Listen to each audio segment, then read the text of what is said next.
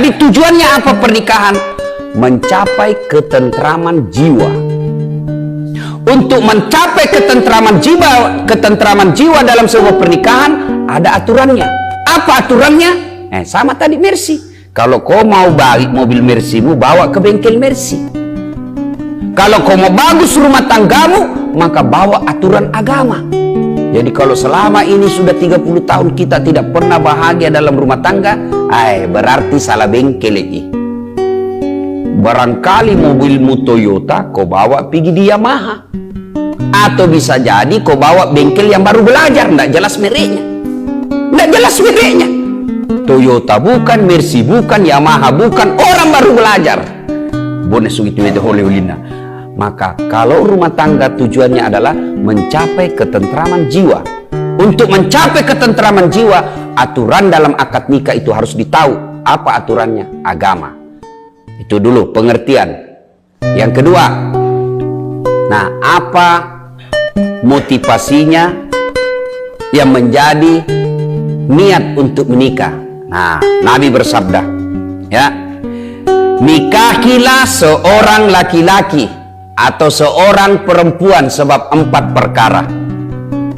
Ya, maka dia Nabi tak pubene makunrai nasabah 4 perkara.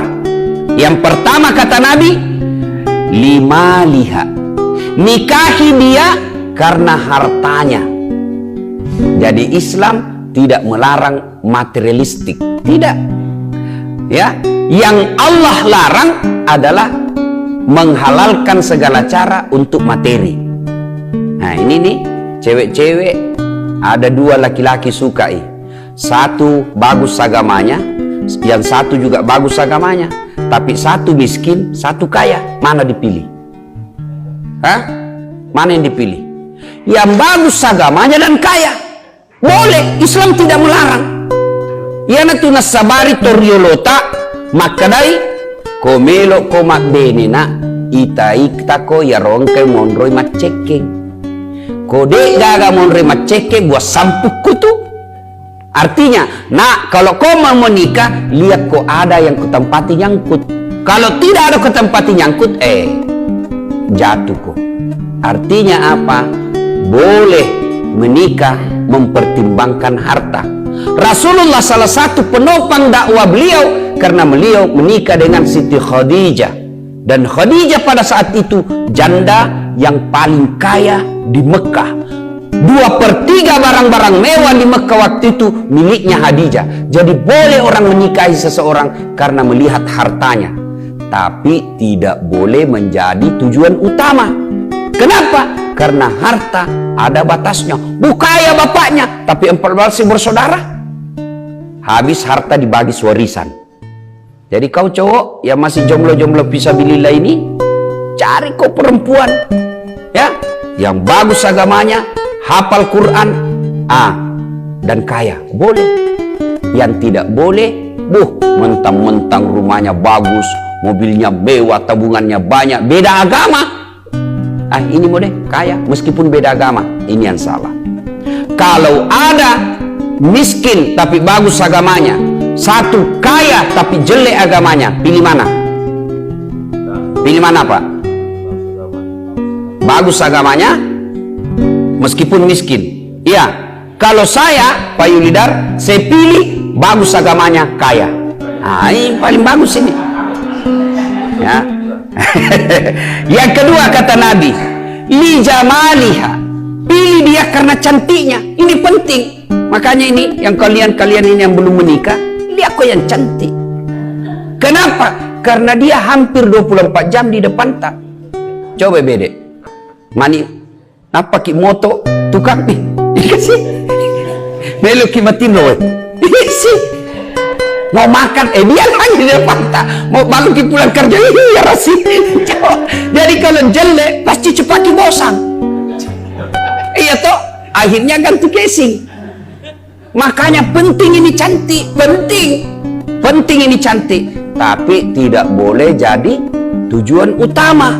Kenapa? Karena cantik ada batasnya. Waktu Sweet 17, 17 tahun, baik. Kalau dia senyum terpesona semua cowok di Susbater. Iya, waktu 17 tahun, sekalinya umurnya 71 tahun, tersenyum, lari apona. Kenapa? Dikira mau digigit. Coba, cantik boleh, tapi tidak boleh menjadi tujuan utama. Kenapa? Cantik ada batasnya. Apalagi zaman sekarang. Zaman sekarang, kau lihat Facebooknya, lihat Instagramnya, cantik betul. Ternyata kamera 360. Kamera sekarang, Pak. Orang yang tidak berjenggot bisa berjenggot dengan halus. Orang yang pesek hidungnya bisa jadi mancung. Fotonya mulus. Sekalinya ketemu aslinya, apa rapalete. Nah, ya, penting cantik, tapi tidak boleh menjadi tujuan utama. Kenapa? Cantik ada batasnya. Nah, yang ketiga kata Nabi, nikahilah seorang perempuan. Kenapa? Sabila, karena kekayaannya. Ya, karena kekayaannya. Lihat dia, karena keturunannya. Lihat, tadi saya ulang, kekayaannya, karena kecantikannya. Yang ketiga keturunannya. Iya na rogi biasa ko makade niga indokna, niga mbokna, niga nenena, panga. Jangan kok. Bapaknya itu kenapa? Itu kan tipu.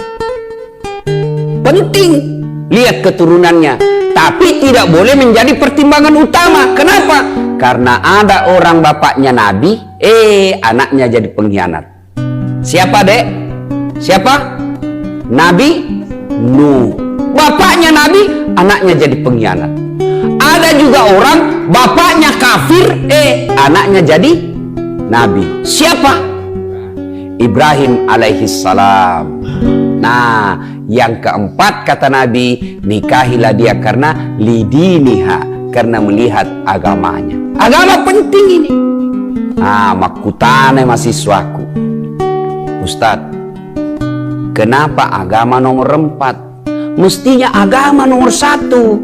Kenapa? Karena kan ini agama, Ustadz. Betul, agama diurutkan pada keempat, angka keempat, tapi Nabi tidak titik di situ, koma.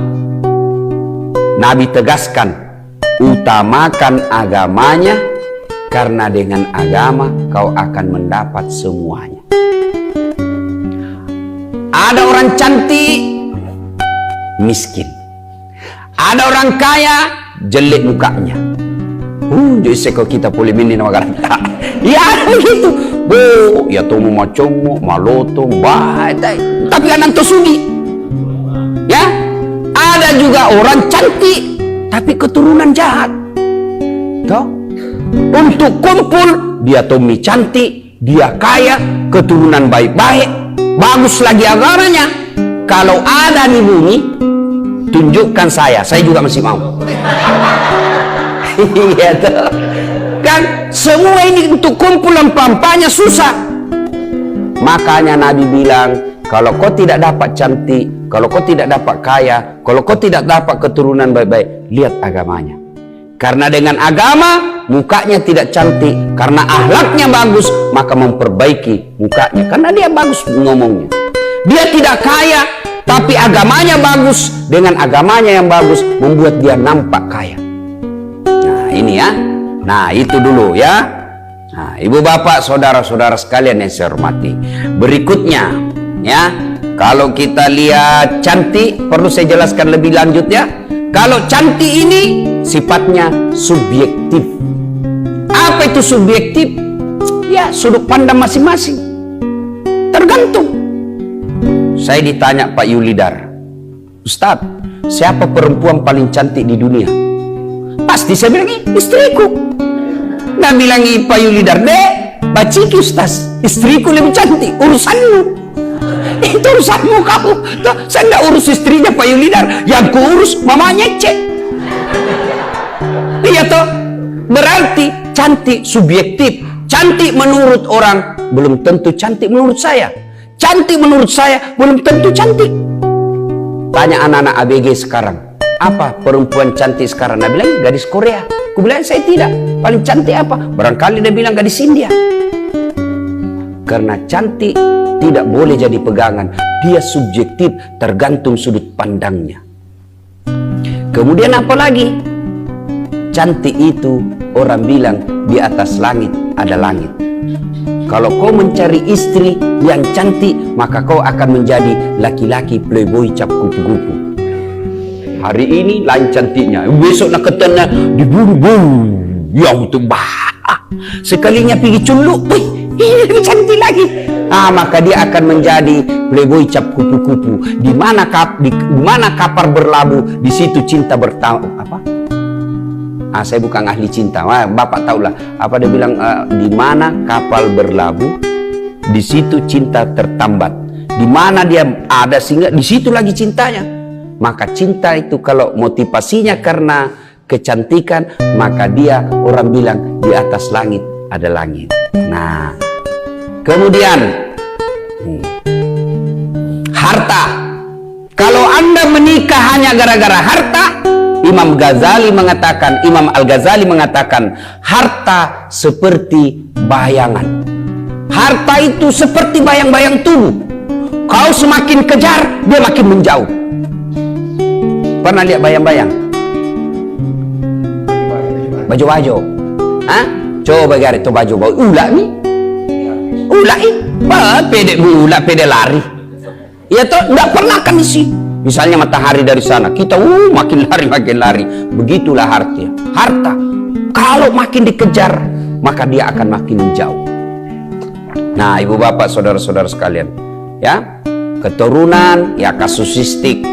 Kasuistik itu artinya ya ada orang bapaknya seperti saya katakan tadi. Bisa jadi kita lihat bapaknya miskin, anaknya jadi kaya. Bisa jadi bapaknya penjahat, bapaknya jadi orang baik, anaknya jadi orang baik.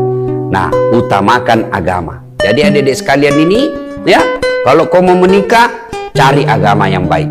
Insya Allah. Bagaimana kita ini yang sudah tua? Bawa menakua, bapak ni posang. Bawa menakua teh terlambat mi kita. Apa nakua? Nah, masih ada kuota. Ya, masih ada kuota. Kan apa? 3 selam yang bahan posang. Bagaimana caranya, Ustaz? Bagi kita yang sudah menikah, maksudnya adalah besok-besok bapak mau memilih menantu, pertimbangkan ini. Bukan untuk bapak, kan terlambat itu. Paling tidak apa, ketika ingin memilihkan menantu untuk anak kita, maka kita pertimbangkan 4 ini. Nah, ibu bapak, saudara-saudara sekalian yang saya hormati, ya, motivasi tadi ini tujuannya kalau cocok, kalau betul-betul pertimbangannya 4 ini, maka kita akan berkata seperti Rasulullah, baiti jannati, rumahku laksana surga bagiku. Dia miskin. Rasulullah itu rumahnya digambarkan dalam hadis, Nabi kalau berdiri sholat, latui ulunna di plafon rumahnya, kepalanya menyentuh plafon rumahnya. Begitu pendeknya rumahnya Nabi. Kalau beliau sujud berjamaah dengan istri beliau, itu kepalanya Aisyah menyentuh kakinya Nabi. Coba bayangkan, becuna kamarana. Tapi beliau berkata, baiti jannati, rumahku laksana surga bagiku. Kita besar rumah, kamar besar, kamar sesuai anak kita. Tapi apa yang kita bilang? Rumahku neraka bagiku. Nah, ini perlu diperbaiki. Kenapa bisa terjadi begini? Karena tugas kita sebagai suami kita tidak jalankan, kewajiban kita sebagai istri kita tidak lakukan. Nah, mari kita lihat. Nah, kewajiban bersama, ya,